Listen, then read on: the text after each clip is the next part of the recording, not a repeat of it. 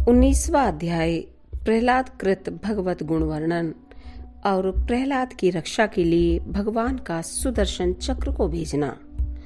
श्री पराशर जी बोले, हिरण्यकशिपु ने कृत्या को भी विफल हुई सुन अपने पुत्र प्रहलाद को बुलाकर उनके इस प्रभाव का कारण पूछा।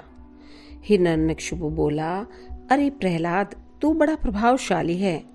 तेरी ये चेष्टाएं मंत्रादि जनित हैं या स्वाभाविक ही हैं। श्री पराशर जी बोले, पिता के इस प्रकार पूछने पर दैत्य कुमार प्रहलाद जी ने उसके चरणों में प्रणाम कर इस प्रकार कहा, पिताजी, मेरा यह प्रभाव न तो मंत्रादि जनित है और न स्वाभाविक ही है, बल्कि जिसके हृदय में श्री अच्युत भगवान का निवास होता है उसके लिए यह सामान्य बात है। जो मनुष्य अपने समान दूसरों का बुरा नहीं सोचता, हे तात, कोई कारण न रहने से उसका भी कभी बुरा नहीं होता। जो मनुष्य मन, वचन या कर्म से दूसरों को कष्ट देता है, उसके उस परपीड़ा रूप बीज से ही उत्पन्न हुआ उसको अत्यंत अशुभ फल मिलता है। अपने सहित समस्त प्राणियों में श्री केशव को वर्तमान समझकर मैं न तो किसी का बुरा चाहता हूँ और न कहता या करता ही हूँ। इस प्रकार सर्वत्र शुभचित होने से मुझको शारीरिक, मानसिक, दैविक अथवा भौतिक दुख किस प्रकार प्राप्त हो सकता है। इसी प्रकार भगवान को सर्वभूत में जानकर विद्वानों को सभी प्राणियों में अविचल भक्ति करनी चाहिए। श्री पराशर जी बोले, अपने महल की अट्टालिका पर बैठे हुए उस दैत्य राज ने यह सुनकर क्रोधांध हो अपने दैत्य अनुचरों से कहा। हिरण्यकशिपु बोला, यह बड़ा दुरात्मा है, इसे इस 100 योजन ऊंचे महल से गिरा दो, जिससे यह इस पर्वत के ऊपर गिरे और शिलाओं से इसके अंग अंग छिन्न भिन्न हो जाएं। तब उन समस्त दैत्य और दानवों ने उन्हें महल से गिरा दिया और वे भी उनके ढकेलने से हृदय में श्री हरि का स्मरण करते करते नीचे गिर गए। जगतकर्ता भगवान केशव के परम भक्त प्रहलाद जी के गिरते समय उन्हें जगदात्री पृथ्वी ने निकट आ जाकर अपनी गोद में ले लिया। तब बिना किसी हड्डी पसली के टूटे उन्हें स्वस्थ देख दैत्यराज हिरण्यकशिपु ने परम मायावी शंबरासुर से कहा। हिरण्यकशिपु बोला, यह दुर्बुद्धि बालक कोई ऐसी माया जानता है जिससे यह हमसे नहीं मारा जा सकता, इसलिए आप माया से ही इसे मार डालिए। शंबरासुर बोला, हे दैत्येंद्र, इस बालक को मैं अभी मारे डालता हूँ। तुम मेरी माया का बल देखो, मैं तुम्हें सैकड़ों हजारों करोड़ों माया दिखलाता हूँ। श्री पराशर जी बोले, तब उस दुर्बुद्धि शंबरासुर ने समदर्शी प्रहलाद के लिए उनके नाश की इच्छा से बहुत सी मायाएं रची। किंतु हे मैत्रेय, शंबरासुर के प्रति भी सर्वथा द्वेषहीन रहकर प्रहलाद जी सावधान चित्त से श्री मधुसूदन भगवान का स्मरण करते रहे। उस समय भगवान की आज्ञा से उनकी रक्षा के लिए वहां ज्वालामालाओं से युक्त सुदर्शन चक्र आ गया। उस शीघ्रगामी सुदर्शन चक्र ने उस बालक की रक्षा करते हुए शंबरासुर की सहस्त्रों मायाओं को एक एक करके नष्ट कर दिया। तब दैत्यराज ने सबको सुखा डालने वाले वायु से कहा कि मेरी आज्ञा से तुम शीघ्र ही इस दुरात्मा को नष्ट कर दो। अतः उस अति तीव्र शीतल और रुक्ष वायु ने, जो अति असहनीय था, जो आज्ञा कह उनके शरीर को सुखाने के लिए उसमें प्रवेश किया। अपने शरीर में वायु का आवेश हुआ जान दैत्य कुमार प्रहलाद ने भगवान धरणीधर को हृदय में धारण किया। उनके हृदय में स्थित हुए श्री जनार्दन ने क्रुद्ध होकर उस भीषण वायु को पी लिया, इससे वह क्षीण हो गया। इस प्रकार पवन और संपूर्ण मायाओं के क्षीण हो जाने पर महामति प्रहलाद जी अपने गुरु के घर चले गए। तदंतर गुरुजी उन्हें नित्य प्रति शुक्राचार्य जी की बनाई हुई राज्य फल प्रदायिनी राजनीति का अध्ययन कराने लगे। तब गुरुजी ने उन्हें नीति शास्त्र में निपुण और विनय संपन्न देखा तो उनके पिता से कहा, अब वह सुशिक्षित हो गया है। आचार्य बोले, हे दैत्यराज, अब हमने तुम्हारे पुत्र को नीति शास्त्र में पूर्णतया निपुण कर दिया है। भृगुनंदन शुक्राचार्य जी ने जो कुछ कहा है उसे प्रहलाद तत्वतः जानता है। हिरण्यकशिपु बोला, प्रहलाद ही है तो बता, राजा को मित्रों से कैसा बर्ताव करना चाहिए और शत्रुओं से कैसा, तथा त्रिलोकी में जो मध्यस्थ दोनों पक्षों के हित चिंतक हो उनसे किस प्रकार आचरण करें। मंत्रियों, अमात्यों, बाह्य और अंतःपुर के सेवकों, गुप्तचरों, पुरवासियों, शंकितों जिन्हें जीतकर बलात् दास बना लिया हो, तथा अन्य जनों के प्रति किस प्रकार व्यवहार करना चाहिए। हे प्रहलाद, यह ठीक ठीक बता कि करने और न करने योग्य कार्यों का विधान किस प्रकार करें, दुर्ग और आटविक आदि को किस प्रकार वशीभूत करें और गुप्त शत्रु रूप कांटे को कैसे निकालें। यह सब तथा और भी जो कुछ तूने पढ़ा वह सब मुझे सुना। मैं तेरे मन के भावों को जानने के लिए बहुत उत्सुक हूँ। श्री पराशर जी बोले, तब विनय भूषण प्रहलाद जी ने पिता के चरणों में प्रणाम कर दैत्यराज हिरण्यकशिपु से हाथ जोड़कर कहा। प्रहलाद जी बोले, पिताजी, इसमें संदेह नहीं, गुरुजी ने तो मुझे इन सभी विषयों की शिक्षा दी है और मैं उन्हें समझ भी गया हूँ, परंतु मेरा विचार है कि वे नीतियाँ अच्छी नहीं है। साम, दाम तथा दंड और भेद, ये सब उपाय मित्र आदि के साधने के लिए बतलाए गए हैं। किंतु पिताजी, आप क्रोध न करें, मुझे तो कोई शत्रु मित्र आदि दिखाई नहीं देते, और हे महाभाव, जब कोई साध्य ही नहीं है तो इन साधनों से लेना ही क्या है।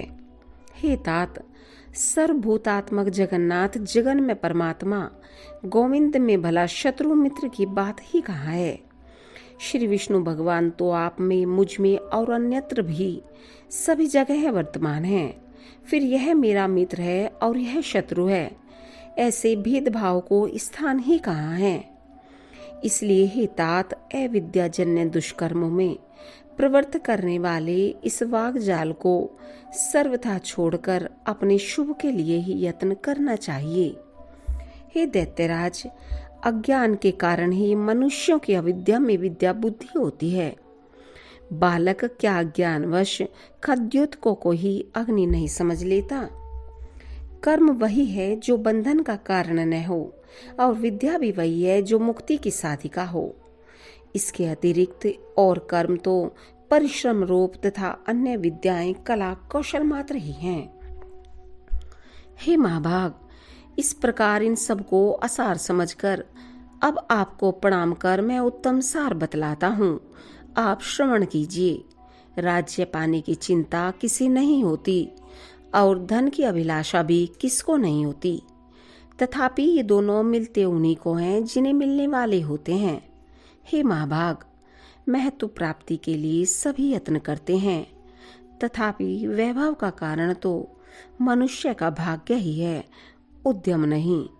हे प्रभु, जड़, अविवेकी, निर्बल और अनीतिज्ञ को भाग्यवश नाना प्रकार के भोग और राज्य आदि प्राप्त होते हैं। इसलिए जिसे महान वैभव की इच्छा हो उसे केवल पुण्य संचय का ही यत्न करना चाहिए, और जिसे मोक्ष की इच्छा हो उसे भी समत्व लाभ का ही प्रयत्न करना चाहिए। देव, मनुष्य, पशु, पक्षी, वृक्ष और सरीसर्प, ये सब भगवान विष्णु से भिन्न से स्थित हुए भी वास्तव में श्री अनंत के ही रूप हैं। इस बात को जानने वाला पुरुष संपूर्ण चराचर जगत को आत्मवत देखे, क्योंकि यह सब विश्व रूपधारी भगवान विष्णु ही हैं। ऐसा जान लेने पर वे अनादि परमेश्वर भगवान अच्युत प्रसन्न होते हैं, और उनके प्रसन्न होने पर सभी क्लेश क्षीण हो जाते हैं। श्री पराशर जी बोले, यह सुनकर हिरण्यकशिपु ने क्रोधपूर्वक अपने राज सिंहासन से उठकर पुत्र प्रहलाद के वक्ष स्थल में लात मारी और क्रोध तथा अमर्ष से जलते हुए मानो संपूर्ण संसार को मार डालेगा, इस प्रकार हाथ मलता हुआ बोला। हिरण्यकशिपु ने कहा, हे विप्रचिते, हे राहो, हे बल, तुम लोग इसे भली प्रकार नागपाश से बांधकर महासागर में डाल दो, देरी मत करो, नहीं तो संपूर्ण लोक और दैत्य दानवादी भी इस मूढ़ दुरात्मा के मत का ही अनुगमन करेंगे, अर्थात इसकी तरह भी विष्णु भक्त हो जाएंगे। हमने इसे बहुतेरा रोका, तथापि यह दुष्ट शत्रु की ही स्तुति की जाता है। ठीक है, दुष्टों को तो मार देना ही लाभदायक होता है। श्री पराशर जी बोले, तब उन दैत्यों ने अपने स्वामी की आज्ञा को शिरोधार्य कर तुरंत ही उन्हें नागपाश से बांधकर समुद्र में डाल दिया। उस समय प्रहलाद जी के हिलने डुलने से संपूर्ण महासागर में हलचल मच गई और अत्यंत क्षोभ के कारण उसमें सब और ऊंची ऊंची लहरें उठने लगी। हे महामते, उस महान जलपुर से संपूर्ण पृथ्वी को डूबती देख हिरण्यकशिपु ने दैत्यों से इस प्रकार कहा। हिरण्यकशिपु बोला, अरे दैत्यों, तुम इस दुर्मति को इस समुद्र के भीतर ही किसी ओर से खुला न रखकर सब ओर से संपूर्ण पर्वतों से दबा दो।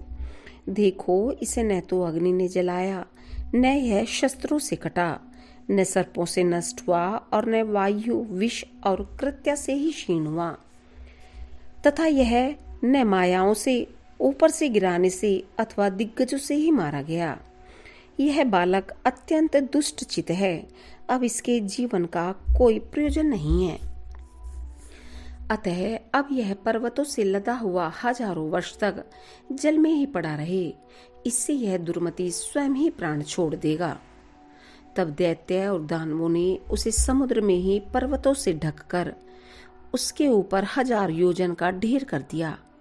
उन महामती ने समुद्र में पर्वतों से लाद दिए जाने पर अपने नित्य कर्मों के समय एकाग्रचित से श्री अच्युत भगवान की इस प्रकार स्तुति की। प्रहलाद जी बोले, हे कमल नयन, आपको नमस्कार है। हे पुरुषोत्तम, आपको नमस्कार है। हे सर्वलोकात्मन, आपको नमस्कार है। हे तीक्ष्ण चक्रधारी प्रभो, आपको बारंबार नमस्कार है। गो ब्राह्मण हितकारी ब्राह्मण देव भगवान कृष्ण को नमस्कार है। जगत हितकारी श्री गोविंद को बारंबार नमस्कार है। आप ब्रह्म रूप से विश्व की रचना करते हैं, फिर उसके स्थित हो जाने पर विष्णु रूप से पालन करते हैं और अंत में रुद्र रूप से संहार करते हैं। ऐसे त्रिमूर्तिधारी आपको नमस्कार है। हे अच्युत, देव, यक्ष, असुर, सिद्ध, नाग, गंधर्व, किन्नर, पिशाच, राक्षस, मनुष्य, पशु, पक्षी, स्थावर, पिपीलिका अर्थात चींटी, सरिसर, पृथ्वी, जल, अग्नि, आकाश, वायु, शब्द, स्पर्श, रूप, रस, गंध, मन, बुद्धि, आत्मा, काल और गुण, इन सब के पारमार्थिक रूप आप ही हैं। वास्तव में आप ही ये सब हैं। आप ही विद्या और अविद्या, सत्य और असत्य तथा विष और अमृत हैं, तथा आप ही वेदोक्त प्रवृत्त और निवृत्त कर्म हैं। हे विष्णु, आप ही समस्त कर्मों के भोक्ता और उनकी सामग्री हैं, तथा सर्व कर्म के जितने भी फल हैं वे सब आप ही हैं। हे प्रभु, मुझमें तथा अन्यत्र समस्त भूतों और भुवनों में आप ही के गुण और ऐश्वर्य की सूची की व्याप्ति हो रही है। योगी गण आप ही का ध्यान धरते हैं और याज्ञिक गण आप ही का यज्ञ करते हैं, तथा पितृगण और देवगण के रूप से एक आप ही हव्य और कव्य के भोक्ता हैं। हे ईश, यह निखिल ब्रह्मांड ही आपका स्थूल रूप है। उससे सूक्ष्म यह संसार है, उससे भी सूक्ष्म ये भिन्न भिन्न रूपधारी समस्त प्राणी हैं। उनमें भी जो अंतरात्मा है वह और भी अत्यंत सूक्ष्म है। उससे भी परे जो सूक्ष्म आदि विशेषणों का विषय आपका कोई अचिंत्य परमात्म स्वरूप है, उन पुरुषोत्तम रूप आपको नमस्कार है। हे सर्वात्मन, समस्त भूतों में आपकी जो गुणाश्रया पराशक्ति है, हे सुरेश्वर, उस नित्य स्वरूप रूपिणी को नमस्कार है, जो वाणी और मन के परे है, विशेषण रहित तथा ज्ञानियों के ज्ञान से परिच्छेद्य उस स्वतंत्रता पराशक्ति की मैं वंदना करता हूँ। ओम उन भगवान वासुदेव को सदा नमस्कार है, जिनसे अतिरिक्त और कोई वस्तु नहीं है तथा जो स्वयं सबसे अतिरिक्त हैं, जिनका कोई भी नाम अथवा रूप नहीं है और जो अपनी सत्ता मात्र से ही उपलब्ध होते हैं। उन महात्मा को नमस्कार है, नमस्कार है, नमस्कार है, जिनके पर स्वरूप को न जानते हुए ही देवतागण उनके अवतार शरीरों का सम्यक अर्चन करते हैं। उन महात्मा को नमस्कार है, जो ईश्वर सबके अंतःकरणों में स्थित होकर उनके शुभाशुभ कर्मों को देखते हैं। उन सर्व साक्षी विश्वरूप परमेश्वर को मैं नमस्कार करता हूँ, जिनसे यह जगत सर्वथा भिन्न है। उन श्री विष्णु भगवान को नमस्कार है, वे जगत के आदि कारण और योगियों के ध्येय अव्यय हरि मुझ पर प्रसन्न हों, जिनमें यह संपूर्ण विश्व ओतप्रोत है। वे अक्षर अव्यय और सबके आधारभूत हरि मुझ पर प्रसन्न हों। ओम जिनमें सब कुछ स्थित है, जिनसे सब उत्पन्न हुआ है और जो स्वयं सब कुछ तथा सबके आधार हैं, उन श्री विष्णु भगवान को नमस्कार है, उन्हें बारंबार नमस्कार है। भगवान अनंत सर्वगामी हैं, अतः वे ही मेरे रूप से स्थित हैं, इसलिए यह संपूर्ण जगत मुझसे ही हुआ है और मैं ही यह सब कुछ हूँ और मुझ सनातन में ही यह सब स्थित है। मैं ही अक्षय नित्य और आत्मधार परमात्मा हूँ तथा मैं ही जगत के आदि और अंत में स्थित ब्रह्म संज्ञक परम पुरुष हूँ। इति श्री विष्णु पुराणे प्रथमे अंशे 19 अध्याय।